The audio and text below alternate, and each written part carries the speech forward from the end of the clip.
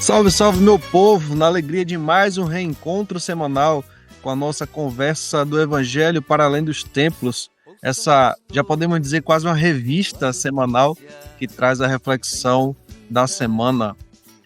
E com uma novidade, essa semana a gente tem aí mais dois parceiros que estão colando com a gente. É o canal Vida no Sul e o Instituto Cultural Padre Josimo. Sejam muito bem-vindos à nossa rede e a você que nos acompanha por todas as redes. Agora somos 8 canais transmitindo a nossa roda de conversa semanal. Então curtam, comentem, compartilhem, inscrevam-se em nossos canais, mande a sua dúvida, faça a sua crítica. A gente está aqui sempre buscando melhorar a cada semana, a cada roda de conversa. Vamos esperançar de cada canto do planeta de mãos dadas, celebrando o Evangelho para além dos templos. Este é um movimento onde a fé transcende fronteiras e o amor nos conecta. É o Evangelho além dos templos, que quebra barreiras e nos mantém interligados. Ouça a boa nova. Deixe-a preencher sua alma, deixe-a inspirar seu caminhar. Somos um na fé, um no amor, como uma roda de samba, cada um com seu instrumento, mas tocando em harmonia. Unidos pelo bem comum, somos Evangelho vivo, o povo que luta por libertação, em defesa da vida, da paz e do amor. E hoje, sem muitas delongas, vou compartilhar essa roda de conversa com meu irmão, companheiro, Frei Gilvander. Seja muito bem-vindo, Frei Gilvander. Olá, Darlan. Prazer em revê-lo virtualmente, você em Salvador e eu em Belo Horizonte. Olá, com certeza. As pessoas que estão chegando também para nos acompanhar, sejam bem-vindas. Então, pessoal, e Frei Gilvander também, essa semana o evangelho que a gente reflete está no livro de Lucas, no capítulo 1, os versículos do 39 ao 56. É um evangelho, é uma passagem do evangelho já bem popular, né, que muitos conhecem como Cântico de Maria, onde Maria visita sua prima Isabel, e Lucas insere nessa visita, que é esse Cântico de Maria, o cântico profético, né, um dos mais revolucionários da Bíblia. Frei Gilvander, fala pra gente qual o contexto geral desse evangelho, né, quais são as chaves de leitura que a gente traz para a reflexão dessa semana. Darlan, eu sou apaixonado pela Bíblia, porque a Bíblia se lida a partir dos pobres, dos injustiçados. É um projeto de construção de uma sociedade onde o divino, no humano, faz justiça social, justiça econômica, justiça agrária, ambiental, faz direitos humanos fundamentais sendo preservado, né? E essa passagem do Evangelho de Lucas, como você falou em Lucas capítulo 1, versículos de 39 a 56, é uma das mais maravilhosas da Bíblia. E é, de fato, evangelho para além dos templos, porque a gente vai observar na narrativa que o evangelho acontecendo na casa de Isabel e de Zacarias, e não no templo. Então, primeiro a gente precisa considerar que é uma passagem que está no início do Evangelho de Lucas, capítulo 1, onde narra os nascimentos de João Batista, a gravidez, a anunciação de João Batista, de Jesus, o nascimento, e aí vai em Lucas, né? É claro que não é uma crônica jornalista, o evangelista Lucas está escrevendo na década de 80 do primeiro século da era cristã para inspirar as primeiras comunidades como é que deveria atuar. E aí é fantástico a gente perceber que Maria, quando percebe que ela está sendo convidada pelo anjo Gabriel para ser a mãe de Jesus Cristo, que se torna o Senhor, o Messias, o nosso Salvador, isso não faz de Maria uma pessoa aérea, desligada da vida, de ficar só orando e curtindo como se fosse a privilegiada, não. Ela sai às pressas, apressadamente, e sai da sua casa e vai para outra casa lá na Judéia, e aí para visitar e encontrar a sua prima Isabel. Interessante que é muito forte nesse evangelho, o evangelho acontecendo em casa. Maria sai da casa dela na Galileia, lá na Nazaré, né?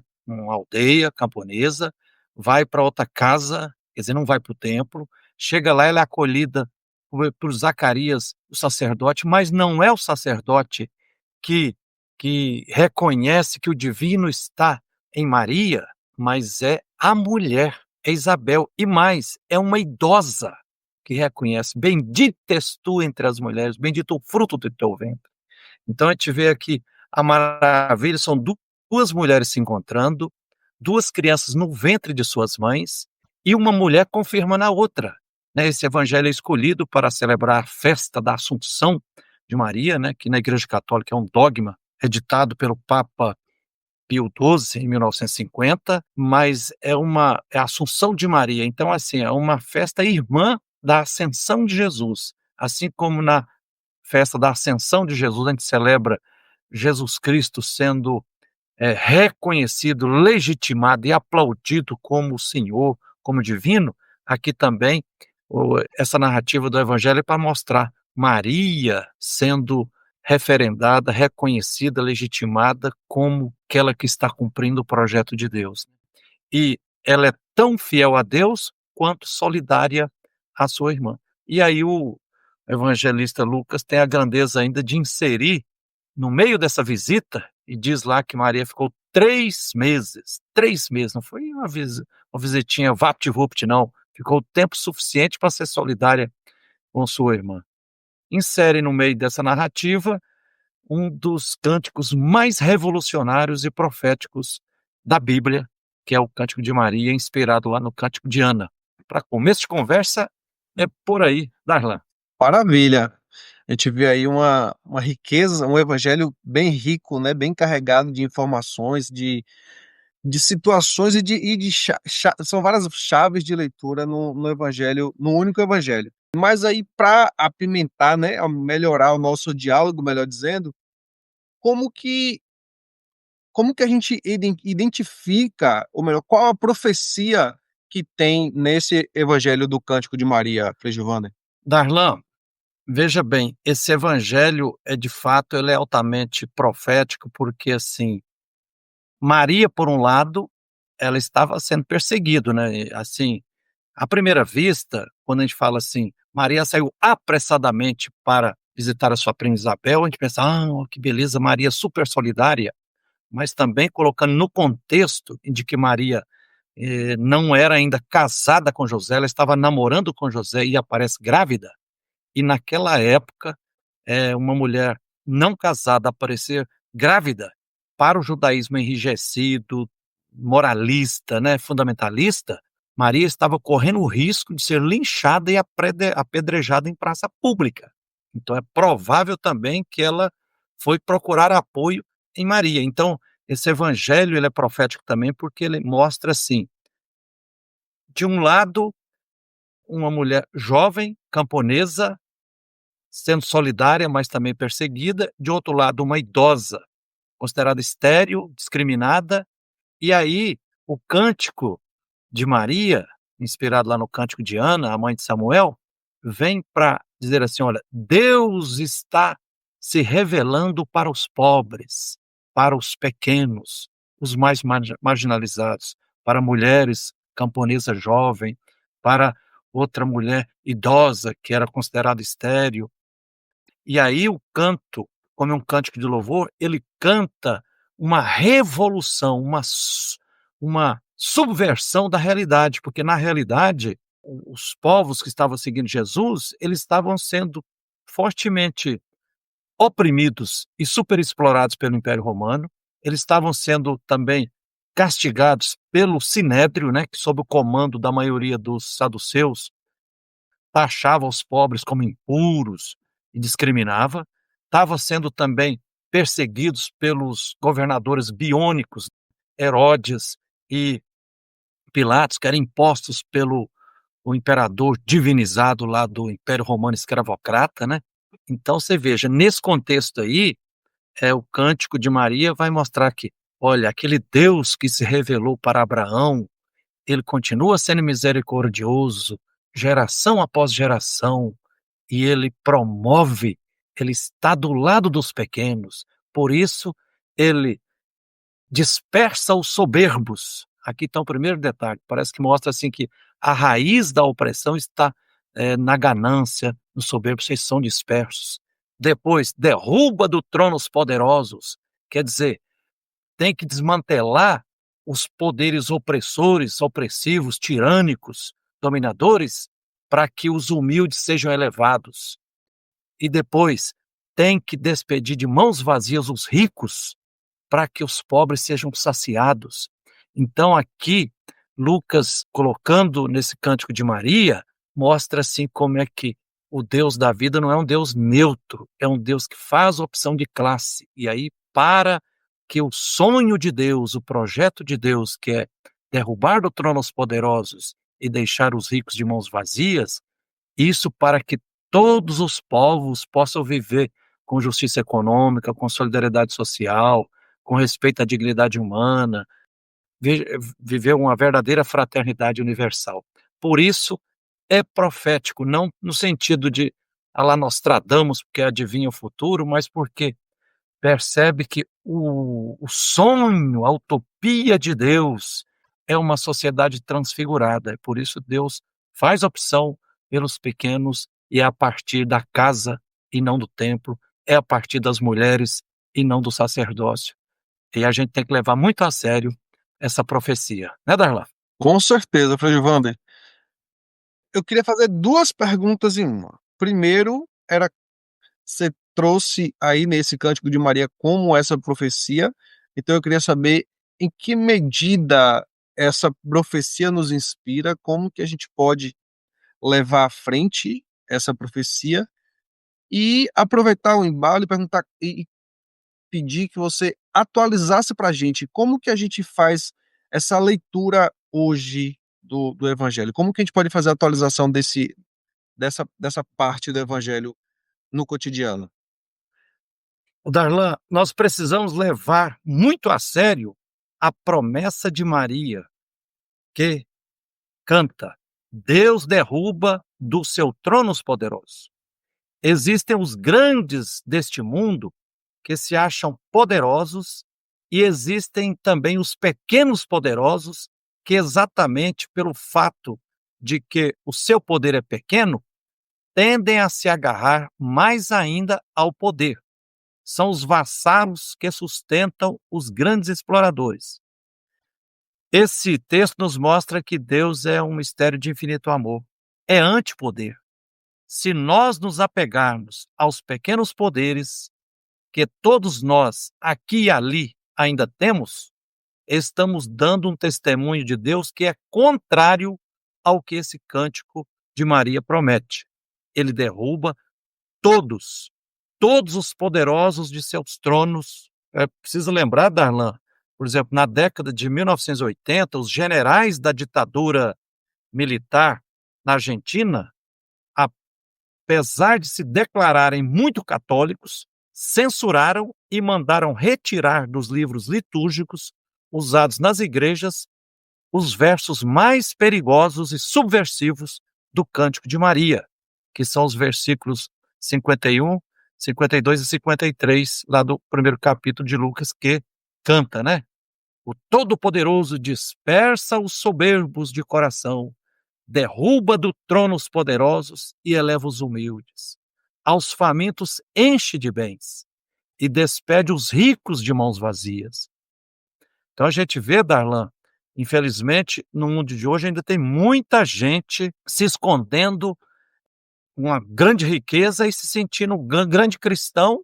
Deus me abençoou, sou abençoado por Deus. Por exemplo, essa semana, aqui em Belo Horizonte, um empresário assim, de uma forma brutal, inexplicável, matou um gari só porque estava com seu carrão e o carro de recolher o lixo, segundo ele, estava atrapalhando ele passar na rua. Então, esse evangelho é para mostrar para a gente que a gente tem que realmente levar a sério, que a gente não podemos cair na armadilha de buscar poder. Quanto menos poder, ou não ter poder, o melhor é por aí. O Cântico de Maria, a gente tem que reafirmar, é um dos mais revolucionários dos povos da Bíblia, que lutam pela superação de todo tipo de opressão e exploração. A profetisa Maria brada em alto e bom som que os poderosos serão derrubados e os ricos esvaziados de suas riquezas. Isso é profecia. E nessa linha, a gente deve denunciar, então, a injustiça social hoje. Denunciar os poderosos e ricos é questão de justiça e não de vingança. E temos que anunciar: benditos os pobres humildes, que testemunham o projeto de Jesus no meio da humanidade, aqui e agora, pois agindo assim, são presença do divino no nosso meio. O Cântico de Maria nos pede, sinto para nós hoje, sejamos humildes e não soberbos e nem gananciosos. Livrai-nos, Deus da vida, da sede de poder, doar a vida no serviço aos pobres e na luta pela libertação de todos e todas e de tudo, que isso seja a nossa meta. Livra-nos, Deus amor, da sedução de riqueza, de mãos vazias, em estilo de vida simples, sejamos discípulos e discípulas de Jesus Cristo, fazendo o que Ele nos pede, amar como Ele amou. Sinto por aí, Darlan. Que bonito, Frei Gilvander. É isso aí. Que reflexão pertinente para os tempos atuais, né? Como que a gente consegue dar uma injeção de ânimo nessa nova forma, nesse novo jeito que a gente vem sendo há muitos anos de ser igreja. Eu não diria nem um novo jeito, um outro jeito, né? E que bom poder vivenciar isso. Como sempre, eu sempre falo que a nossa roda de conversa passa muito rápido, mas a gente precisa garantir esse tempinho aqui e levar essa palavra, levar essa reflexão, esse evangelho ao maior número de pessoas que a gente pode. Você que está chegando, seja muito bem-vindo, muito bem-vinda. É uma alegria partilhar esse espaço com cada um e cada uma de vocês. Para terminar nossa roda de conversa de hoje, a gente vai deixar a música do Padre Manuel Machado, e ela diz mais ou menos assim: virá o dia em que todos, ao levantar a vista, veremos nesta terra reinar a liberdade. Frei Gilvander, gratidão a você que nos acompanha. Beijo no coração. Excelente. Um abraço, meu irmão. Que beleza. Excelente semana. Tchau, tchau. Tchau, tchau, tchau, tchau. Virá o dia em que todos, ao levantar a vista, veremos nesta terra reinar a liberdade. Virá o dia em que todos, ao levantar a vista, veremos nesta terra reinar a liberdade. Minha alma engrandece o Deus libertador, se alegra meu espírito em Deus meu Salvador, pois Ele se lembrou de seu povo oprimido e fez de sua serva a mãe dos esquecidos. Virá o dia em que todos, ao levantar a vista, veremos nesta terra reinar a liberdade. Virá o dia em que todos, ao levantar a vista, veremos nesta terra reinar a liberdade. Imenso é seu amor, sem fim sua bondade, para todos que na terra lhe seguem na humildade. Bem forte é nosso Deus, levanta o seu braço, espalha os soberbos, destrói todo o pecado. Virá o dia em que todos, ao levantar a vista, veremos nesta terra reinar a liberdade. Virá o dia em que todos, ao levantar a vista, veremos nesta terra reinar a liberdade.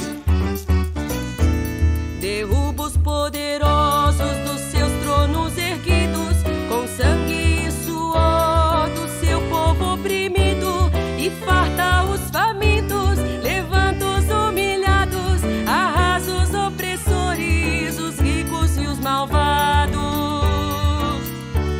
Virá o dia em que todos, todos, ao levantar a vista, veremos nesta terra reinar a liberdade. Virá o dia em que todos, ao levantar a vista, veremos nesta terra reinar a liberdade. Louvemos nosso Pai, Deus da libertação, que acaba a injustiça, miséria e opressão. Louvemos os irmãos que lutam com valia, fermentando a história pra verem novo dia. Virá o dia em que todos, ao levantar a vista, veremos nesta terra reinar a liberdade. Virá o dia em que todos, ao levantar